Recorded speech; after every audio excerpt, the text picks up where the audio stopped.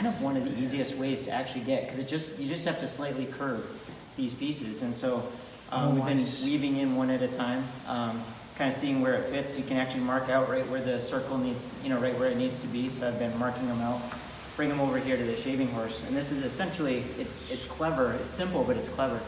It's a foot operated vise, basically, is what it is. And so by sitting on the bench, you're pressing down with your feet, and it's just locking your wood in place. And then you can take your draw knife, and then you can see I actually have this marked down. This one is almost there, but you go right down pretty close to the line. And the draw knife does a pretty good job. I'm not going to carve this one too much, but gives you the idea of kind of how it works. And very quickly you can change, you can move the piece around, things like that.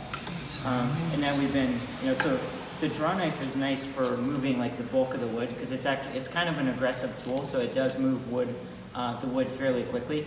And then we can, I take it over to the bench there, and then I've been kind of finishing it off with a hand plane just to give it, because however they did this, probably kind of similar to this, they managed to get these pretty smooth.